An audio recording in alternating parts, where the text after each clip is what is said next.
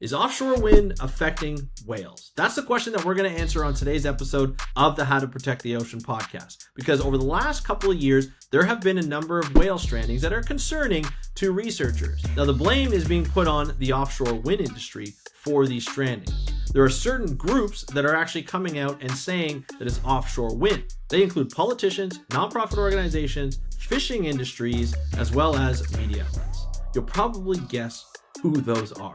We're going to talk about them as well as what's actually causing the whale strandings on this episode. Let's start the show. Hey everybody, welcome back to another exciting episode of the How to Protect the Ocean podcast. I'm your host, Andrew Lewin, and this is the podcast where you find out what's happening with the ocean, how you can speak up for the ocean, and what you can do to live for a better ocean by taking action.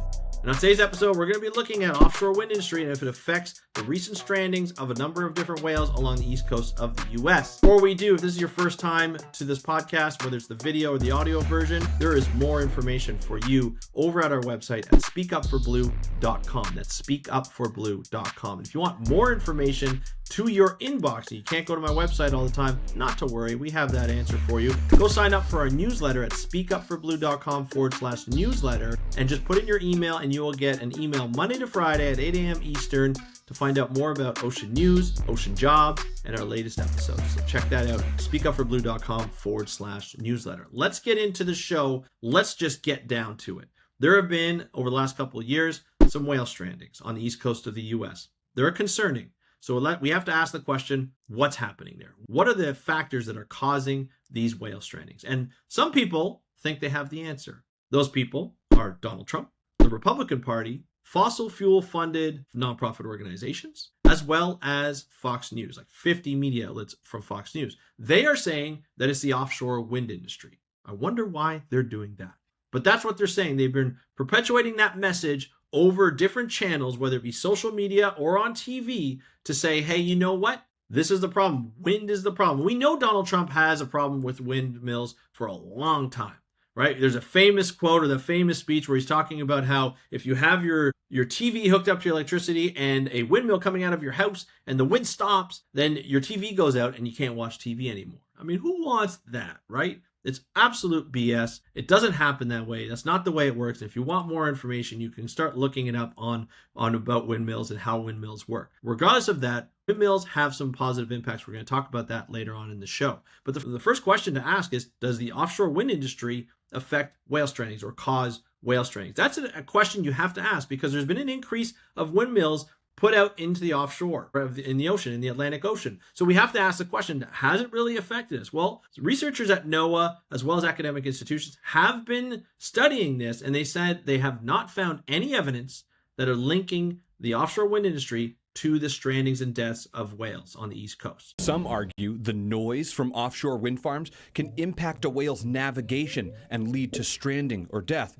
But our sources say there's no evidence to support that theory. The Marine Mammal Commission, the Bureau of Ocean Energy Management, and NOAA Fisheries all say there's no evidence to link these strandings to offshore wind energy development, nor is there evidence linking noise from site surveys causing the death of whales.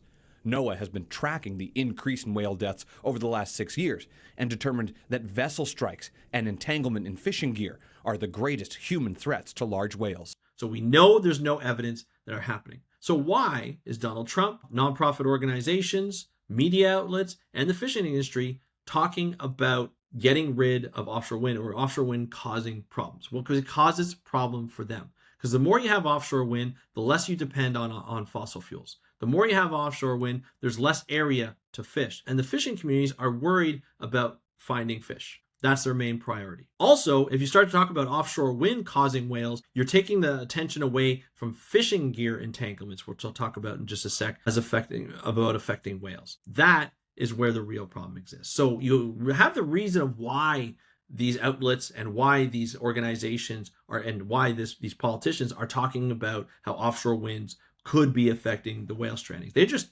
talking out of their butt, really. There's no evidence, so we know that. There's no evidence, so we have to say it over and over and over again. Not only do I have to say it over and over again on this video, we have to say it over and over again on a number of different media outlets like social media and stuff, because people are just not going to believe it, and you have to get that out there. What is causing these strandings is really definitive, and it's been studied for years. and that is vessel strikes, and that is also fish entanglement. Now, I've talked about that in depth on these episodes before, so I'm not going to go completely in depth.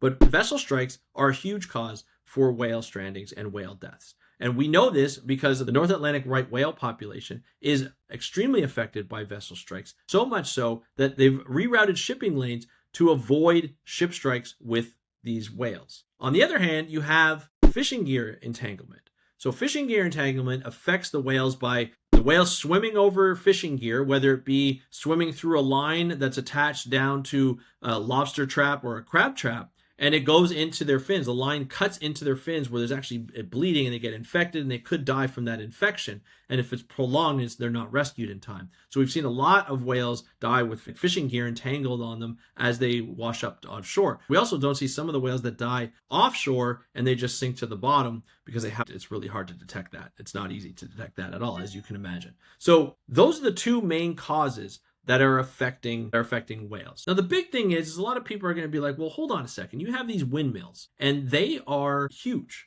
and they're going up against, in an ocean where there's a lot of animals, where there's a lot of places, and it's a sensitive area. And yes, you're right. It is a very sensitive area. And there are potential negative impacts when you install these windmills. So some of the things that could impact is the construction noise and disturbance. So pile driving and other constructing activities generate underwater noise, which can disturb marine mammals, fish, and vertebrates, potentially causing stress and displacement. Prolonged exposure to very high noise may impact communication, navigation, and foraging behaviors of whales and dolphins. The other thing is habitat alteration. Installation of the wind turbine foundations alters the seabed and can displace benthic species. Changes in sediment patterns can impact habitats such as coral reefs and seagrass beds. Collision risks, so that marine animals, particularly birds and bats, may collide with turbine blades, leading to injury and mortality. And the risk is generally lower for marine species like fish and cetaceans and like marine mammals,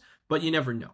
Electromagnetic fields, EMFs, undersea cables transmitting electricity or produce electromagnetic fields, which can affect species like sharks, rays, certain fish that rely on electroreception for navigation and hunting.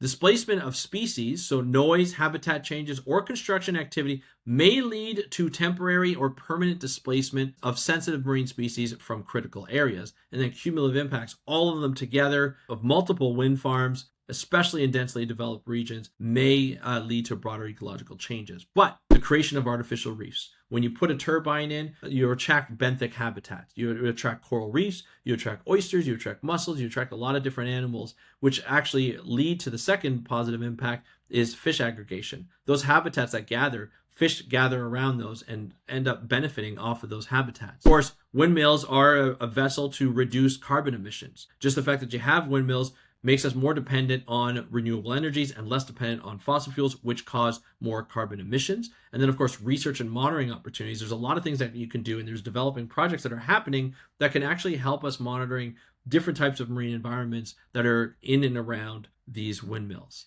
When we talk about the negative impacts, you're probably wondering, wow, there's a lot of negative impacts that are happening within this area. But there are mitigation measures that happen during construction and after. So to minimize those negative impacts, the offshore wind industry implements various measures. So one of those is timing construction to avoid sensitive breeding or migration periods, using noise reduction technology such as bubble curtains or quieter pile driving methods, designing to minimize the EMF impacts, so the electromagnetic field impacts, and then of course the last one, conducting environmental impact assessments and ongoing monitoring. By balancing these measures, offshore wind can contribute to a more sustainable energy future while reducing harm to the marine environment. There is nothing in here that says that there's reason to believe or evidence to believe that windmills present an ongoing problem that will cause strandings or even deaths of marine mammals. So the fact that you're hearing about this on different types of social media, maybe on other podcasts or right-wing information outlets, does not mean it's true. Believe the science. Listen to the scientists. They know what they're talking about, and understand that there are multiple and cumulative effects out in the ocean One of them is not the offshore wind when it comes to whale stranding. So that's it for today's episode. I just want to kind of go through that because I think it's important for you to know. If you have any questions or comments, you can hit me up on Instagram at How to Protect the Ocean. That's at How to Protect the Ocean. And don't forget to subscribe and hit that notification button on this YouTube channel if you're watching on YouTube, or on Spotify. Hit the follow button, and on Apple Podcasts, as well as any other of your favorite podcast app.